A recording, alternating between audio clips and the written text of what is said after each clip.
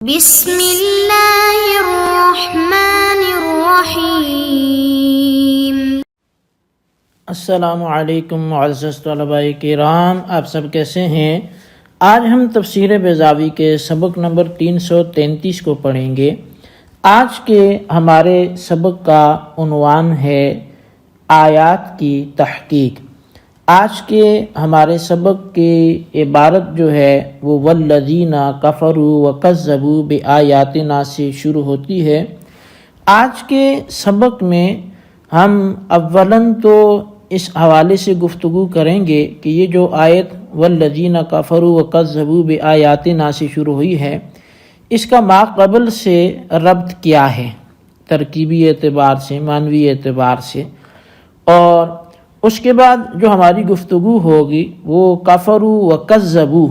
یہ ان دونوں فعلوں کی توجہ کس جانب ہے اور توجہ کا مرکز کون ہے، اس جانب بھی ہماری گفتگو ہوگی۔ اور پھر جو تفصیل طرف ہماری بات ہوگی وہ بآیاتنا میں آیات کے لفظ پر ہوگی، صرفی اعتبار سے ہوگی، لغوی اعتبار سے ہوگی، اور پھر اس کے معنی جو مصداقی معنی ہیں ان پر بھی ہماری گفتگو ہوگی۔ تو بلا تاخیر ہم آج کے سبق کی عبارت پڑھ کر اس کا ترجمہ کرتے ہیں اور اس کے بعد اس کی وضاحت کی طرف بڑھتے ہیں۔ مصنف علیہ رحمہ لکھتے ہیں اللہ تبارک و تعالیٰ کی کلام کو نقل کرتے ہوئے کہ والذین کفروا وکذبوا بآیاتنا اولئک اصحاب النار هم فیہا خالدون، کہ وہ لوگ جنہوں نے کفر کیا یعنی انکار کیا اور جھٹلایا ہماری آیات کو، تو یہی لوگ جہنمی ہیں اور وہ ہمیشہ اس میں یعنی جہنم میں رہیں گے۔ اور عطف علی فمن تبع، اس کا عطف کیا گیا ہے فمن تبع پر، الی آخرہ، یعنی فمن تبع کی جو آیت ہے اس کے آغاز سے لے کر اس کے اختتام تک جو پوری آیت ہے، تو اس پوری آیت کا اس پوری آیت پر وہ عطف کیا گیا ہے۔ قسیم لہ، اور یہ آیت جو ہے وہ اس آیت کے لیے قسیم ہے یعنی ضد ہے۔ کأنہ قال، گویا کہ یہ کہا گیا کہ ومن لم یتبع بل کفروا باللہ وکذبوا بآیاتہ، کہ بلکہ اور وہ جو اتباع نہ کریں ہماری ہدایت کی بلکہ وہ کفر کریں اللہ کا اور جھٹلائیں اس کی آیات کو، او کفروا بالآیات جنانا وکذبوا بہا لسانا، یا کہ وہ کہ دل سے آیتوں کا جنہوں نے انکار کیا اور زبان سے ان کو جھٹلایا، فیکون الفعلان متوجہین الی الجار والمجرور، تو پس یہ دونوں فعل کفروا اور وکذبوا یہ متوجہ ہوں گے جار مجرور بآیاتنا کے ساتھ۔ والآیت فی الاصل العلامۃ الظاہرۃ، اور آیت جو ہے اس کا جو لغوی معنی ہے کہ اصل میں آیت جو بولتے ہیں وہ ایسی علامت کو بولتے ہیں جو ظاہر ہو، تو علامت ظاہرہ کا نام آیت ہے۔ وَيُقَالُ لِلْمَصْنُوعَاتِ مِنْ حَيْثُ إِنَّهَا تَدُلُّ عَلَى وُجُودِ الصَّانِعِ وَعِلْمِهِ وَقُدْرَتِهِ، اور مصنوعات باری تعالیٰ کو بھی آیات کہا جاتا ہے، وہ اس حیثیت سے کہ یہ آیات دلالت کرتی ہیں صانع کے وجود پر، اس صانع کے علم پر، اس کی قدرت پر۔ وَلِكُلِّ طَائِفَةٍ مِّن كَلِمَاتِ الْقُرْآنِ الْمُتَمَيِّزَةِ عَنْ غَيْرِهَا بِفَصْلٍ، اور قرآن کریم کے کلمات کے ہر اس حصے کو بھی آیت کہا جاتا ہے کہ جو دوسرے حصے سے کسی امتیازی علامت کے ذریعے ممتاز ہوتا ہے۔ وَاشْتِقَاقُهَا مِنْ أَيٍّ لِأَنَّهَا تُبَيِّنُ أَيًّا مِنْ أَيٍّ، اور آیت کا اشتقاق جو ہے وہ ایّن سے ہے، یعنی یہ ایّن سے مشتق ہے، کیونکہ آیت یعنی علامت ایک دوسرے سے ممتاز کر دیتی ہے۔ او من آوا الیہ واصلها ایتن اور او ویتن، یا پھر یہ آوا الیہ سے ماخوذ ہے بمعنی رجع الیہ، اور اس کی جو اصل ہے وہ ایتن اور او ویتن ہے، جیسے کہ کا تمرتن تمرتن، فَأُبْدِلَتْ عَيْنُهَا أَلِفًا عَلَى غَيْرِ قِيَاسٍ، تو پھر اس کے عین کلمہ کو خلاف قیاس الف سے بدل دیا گیا اور یہ آیتن ہو گیا۔ او من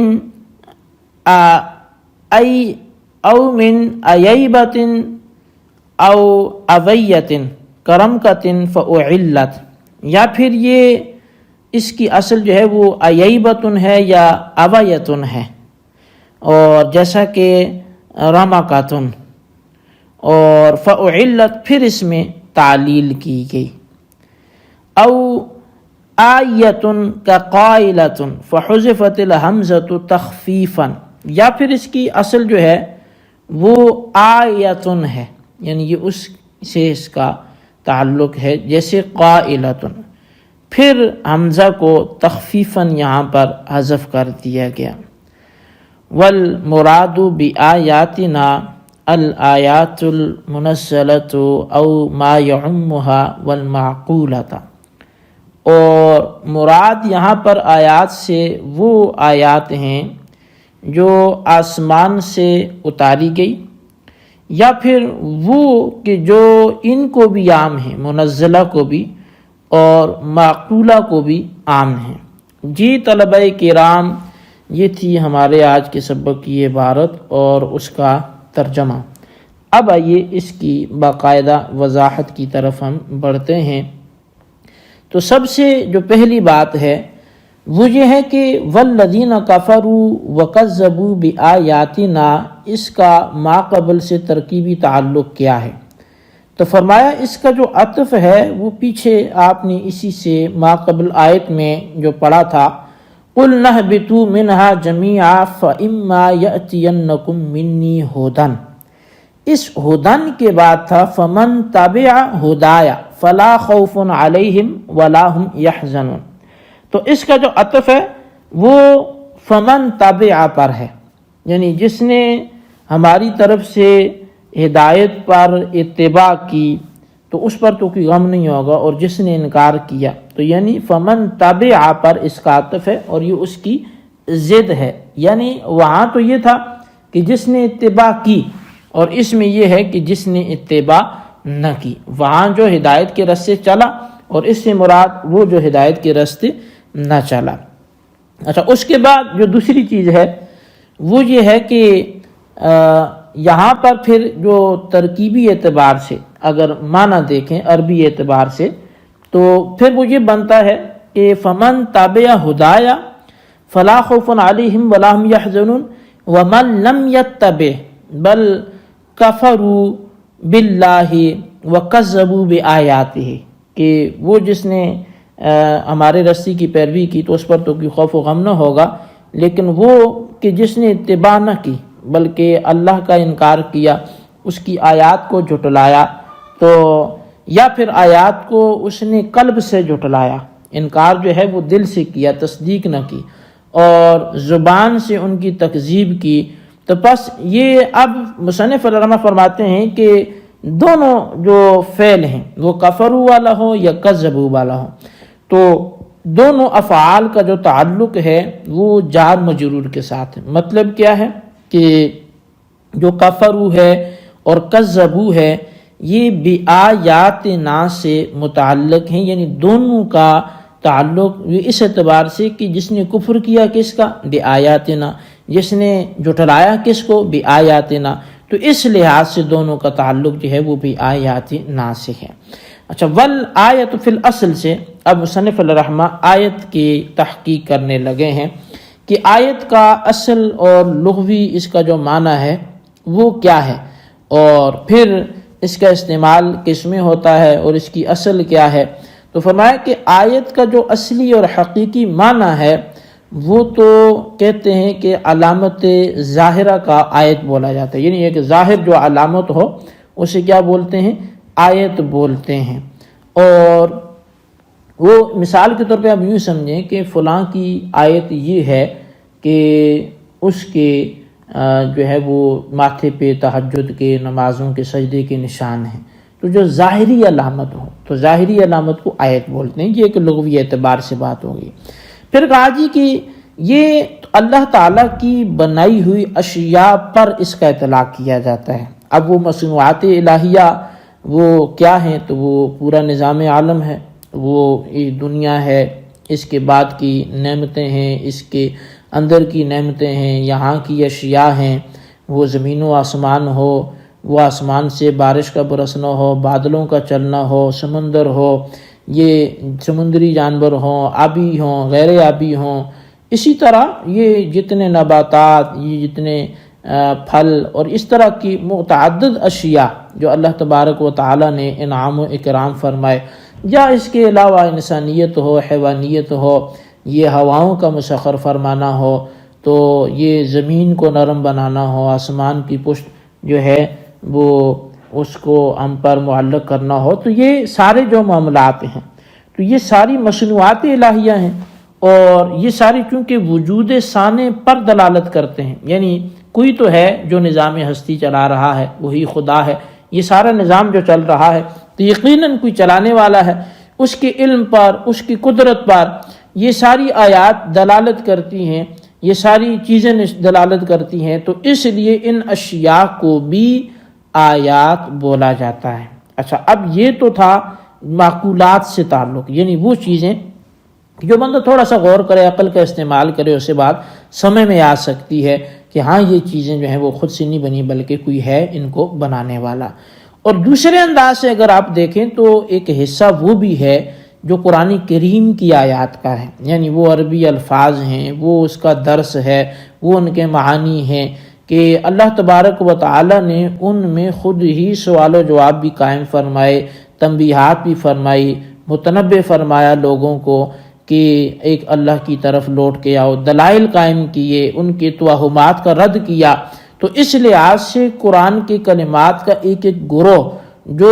دوسرے سے امتیازی حیثیت رکھتا ہو، جو حق کو باطل سے جدا کر دیتا ہے، اس کو اس کے الگ کر دیتا ہے، تو اس لحاظ سے وہ بھی کیا ہے، وہ آیات میں شامل ہے۔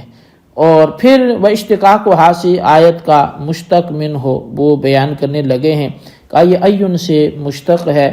اور ایون سے مشتق ہے، اور اس کے بعد فرمایا کہ یہ چونکہ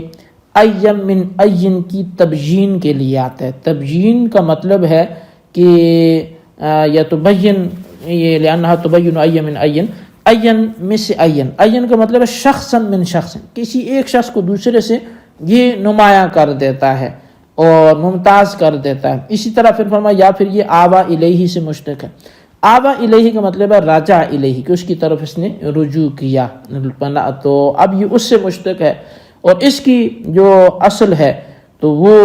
فرمایا کہ یہ ایتن بھی ہو سکتی ہے، اویتن بھی ہو سکتی ہے، جیسے تمرتن ہے، پھر اس کے عین کلموں کو خلاف قیاس جو ہے وہ الف سے بدل دیے گیا، یا پھر اس کی اصل جو ہے وہ آیابتن ہے یا اوایتن ہے، جیسے رمقتن گھوڑی کو بولتے ہیں، پھر اس میں تعلیل کی گئی، یا پھر اس کی اصل آیتن ہے جیسے قائلتن ہے، پھر حمزہ کو تخفیفاً حذف کر دیا گیا۔ تو بہرحال یہ اس کی مختلف جو اصول ہیں ان کے بارے میں بتایا گیا۔